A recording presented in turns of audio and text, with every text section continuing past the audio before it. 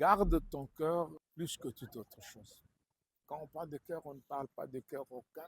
Dans notre cœur, c'est là où les décisions sont prises. Dans notre cœur, c'est là où nos pensées sont. Dans notre cœur. Mais quand on parle de notre cœur, ce n'est pas selon les hommes ou ce n'est pas selon la science. Parce que le cœur, selon la science, c'est l'organe. On est en train de parler de l'âme de l'homme. Le cœur de l'homme, l'âme de l'homme, c'est-à-dire où il y a nos pensées, nos sentiments, où il y a notre volonté.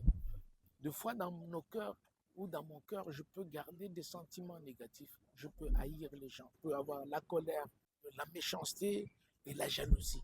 Et quand j'ai ces choses-là, c'est que je ne garde pas mon cœur. Combien nous, enfants de Dieu, nous nous en voulons, combien nous nous détestons. Mais quand nous nous voyons, ah oui, que Dieu te bénisse, que Dieu ceci, cela, mais pourtant dans le cœur, nous avons du mal. Si notre cœur est comme ça, ce n'est pas le Seigneur que nous servons, c'est le diable que nous servons. Dieu regarde nos cœurs. Dieu est amour. Il veut que nous ayons l'amour. Voilà pourquoi il y a cette parole que j'aime beaucoup. Comment peux-tu aimer Dieu que tu ne vas pas sans aimer l'homme créé à l'image de Dieu? Je dois garder mon cœur plus que toute autre chose. Dieu veut en nous un cœur pur, un cœur résolu, un cœur qui lui appartient. Mais quand mon cœur a la méchanceté, la jalousie, la colère et toutes ces choses-là, ce n'est pas un cœur qui appartient à Dieu. Dieu veut que ne lui appartienne. Garde ton cœur plus que toute autre chose.